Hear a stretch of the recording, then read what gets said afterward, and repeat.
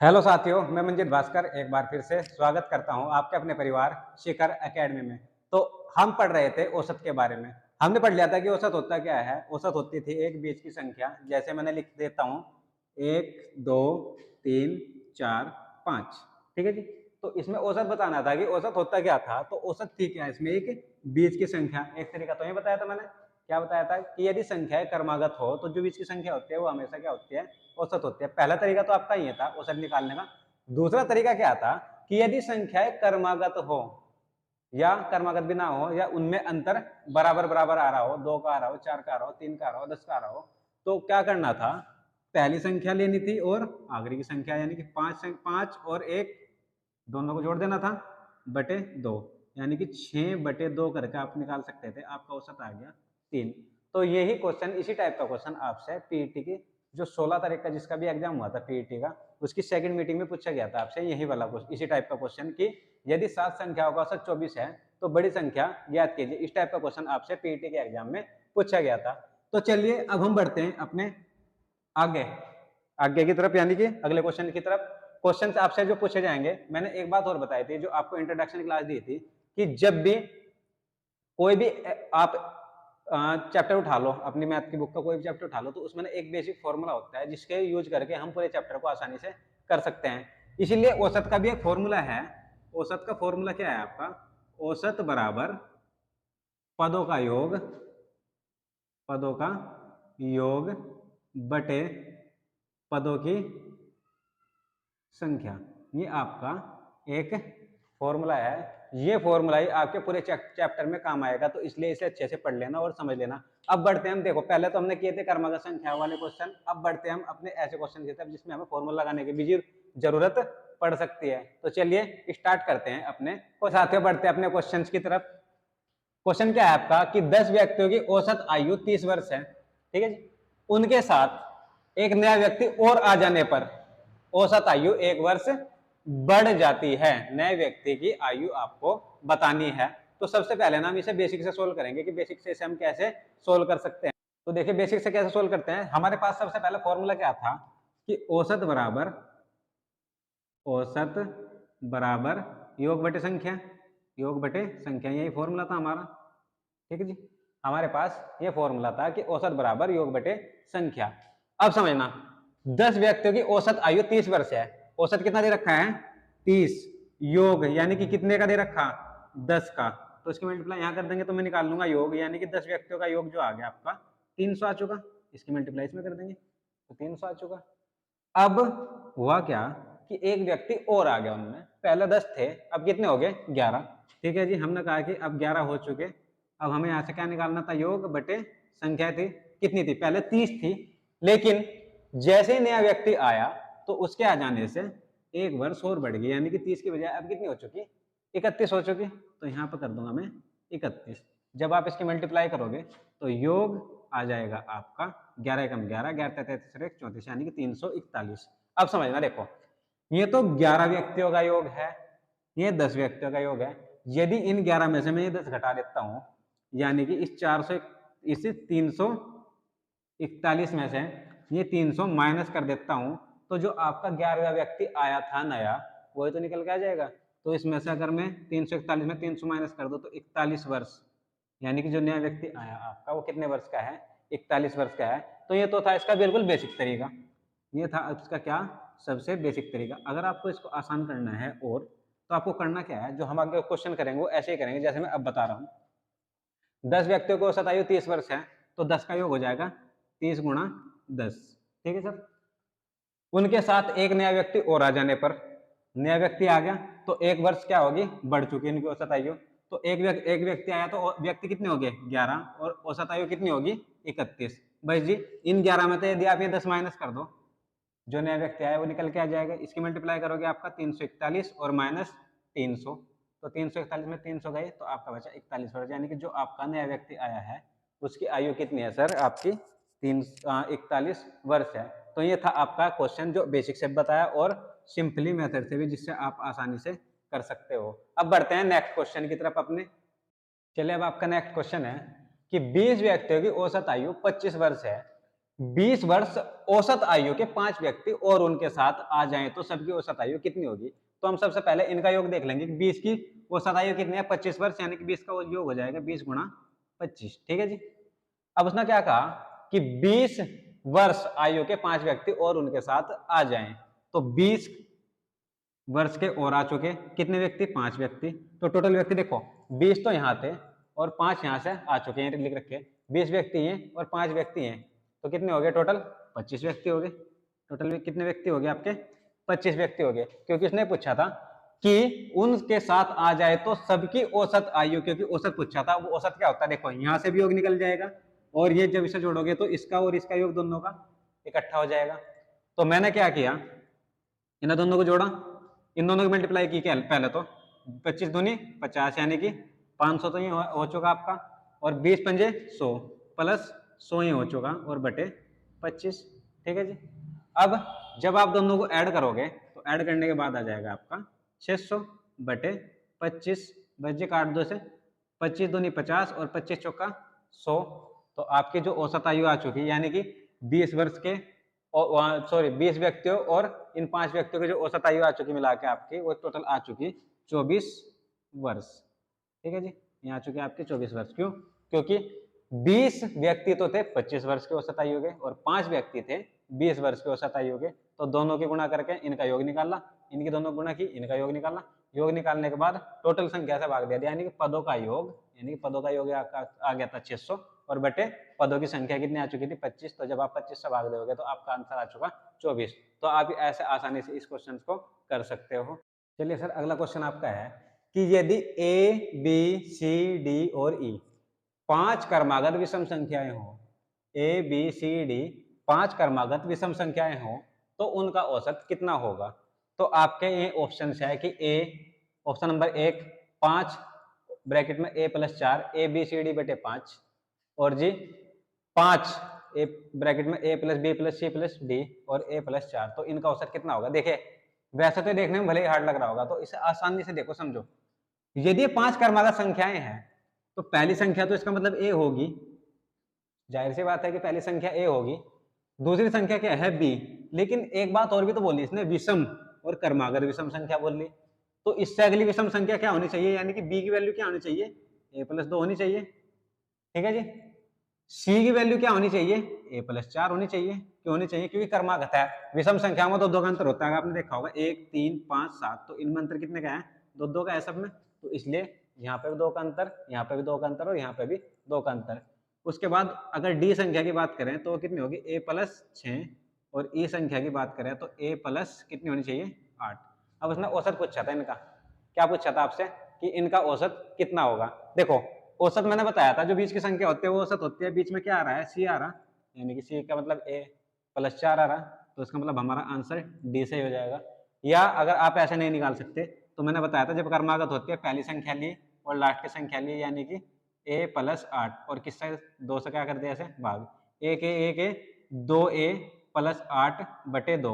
जब आप इसमें से 2 कॉमन ले लोगे तो 2a + 4 बटे 2, तो 2 से 2 कैंसिल हो गए, तो आपका आंसर आ चुका a + 4।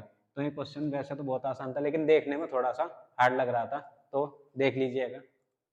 अब आपके पास नेक्स्ट क्वेश्चन है, क्या है कि 3 संख्याओं का औसत तो है 40, उनमें पहली संख्या अन्य 2 संख्याओं के योग का 1/3 है। तो पहली संख्या ही बतानी है आपको कि पहली संख्या क्या होगी। तो पहली संख्या कैसे निकालेंगे? देखिए मैंने कहा कि पहली संख्या एक तो a है, एक b है और एक c है। ठीक है जी। a b c 3 संख्या होगी, क्योंकि इसने मुझे कहा था 3 संख्याएं लेनी है आपको, तो a b c संख्याएं ले ली। यदि मैंने तीनों को जोड़ दूं तो पदों का योग हो गया, और पदों की संख्या कितनी है? 3। ठीक है जी। औसत बराबर ये तो होता है पदों का योग बटे पदों की संख्या, और औसत कितना है आपका? 40। ठीक है जी। तो यानी कि मैं a + b + c का मान निकाल सकता हूँ।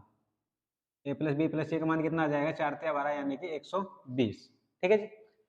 अब उसने कहा था, देखो इसे तो अब यहीं पे ही छोड़ दो, इससे अभी हमें काम नहीं है, इसे छोड़ दो अभी यहीं पे ही।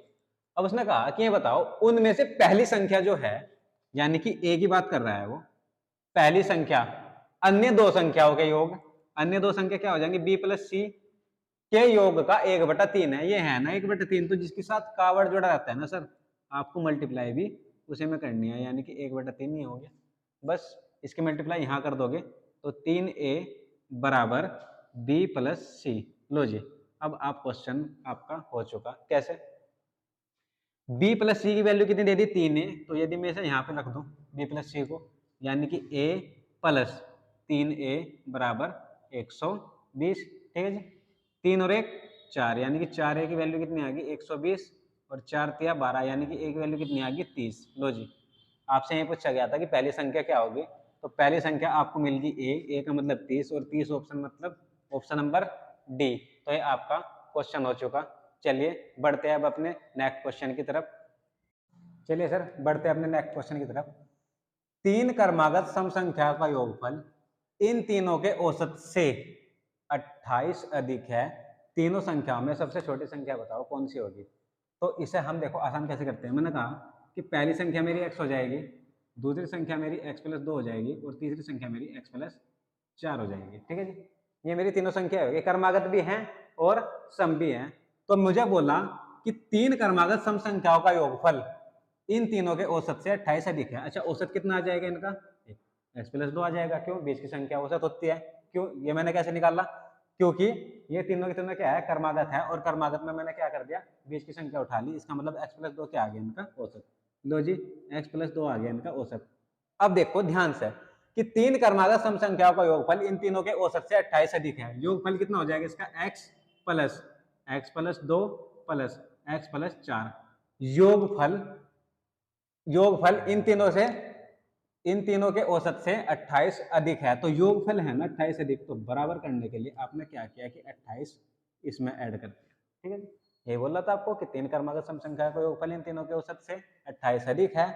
इन तीनों संख्याओं में सबसे छोटी संख्या बताओ कौन सी होगी। तो इसे दोनों को जोड़ दोगे तो 30 आ जाएगा, यानी कि 30 प्लस x बराबर 1 2 3, यानी कि 3x प्लस 4 और 2 6। ठीक है जी, आप इसे इधर ले आओगे तो जब ये इधर आ जाएगा तो कितना हो जाएगा? 24, और जब ये इधर चला जाएगा तो कितना आ जाएगा? 2x। ठीक है जी, 2 से काटोगे तो आपका आ गया 12। तो x की वैल्यू कितनी आ चुकी है आपकी? 12 आ चुकी। ये पूछा गया था आपसे सबसे छोटी संख्या कौन सी होगी। सबसे छोटी संख्या आपकी 12, उससे बड़ी आपकी 14 और उससे बड़ी आपकी 16।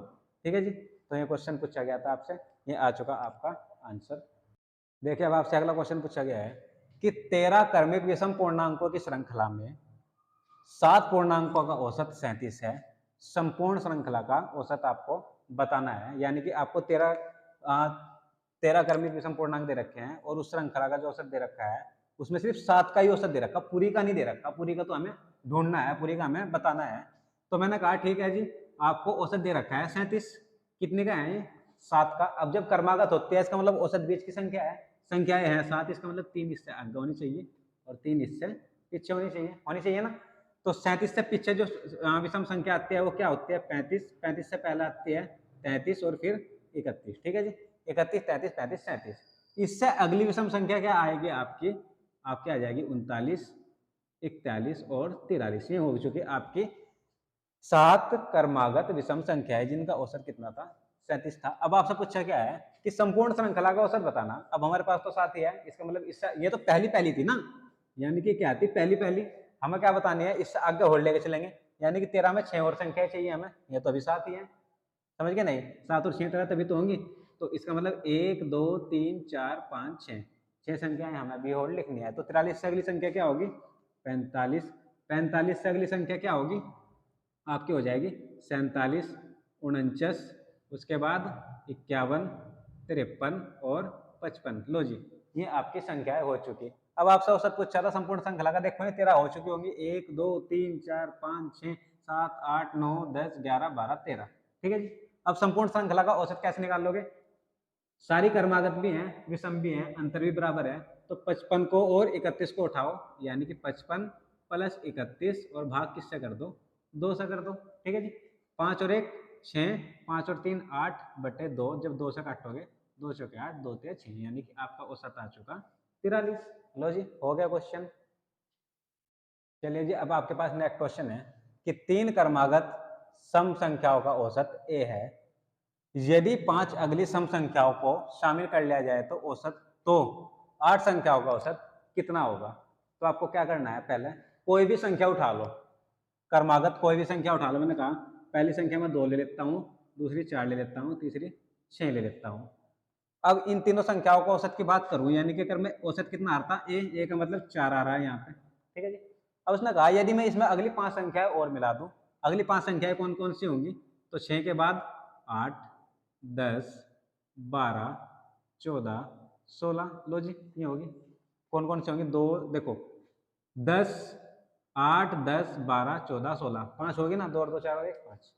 अब उसने कहा कि इन संख्याओं का औसत क्या होगा, तो मैंने क्या बताया था आपको कि औसत क्या होता है, बीच की संख्या होती है। तो औसत बीच की संख्या कैसे निकालोगे, देखो 1 2 3 4 5 6 7 8, 8 आ रही है, तो लास्ट की संख्या उठाई और पहली संख्या उठाई, क्यों, क्रमागत है और सम भी है। तो 16 प्लस 2 और बटे 2, तो कितना आ गया 18 बटे 2, इसका मतलब 9। अब समझो कि पहले मेरा औसत आ रहा था 4, और जब मैंने 8 संख्याएं और मिला दी तो मेरा औसत हो चुका 9। तो यानी कि कितने की वृद्धि हुई इसमें, तो मैं कह सकता हूं पहले 4 था, अब 9 हो चुका, तो यानी कि इसमें वृद्धि हो चुकी है आपकी 5 की।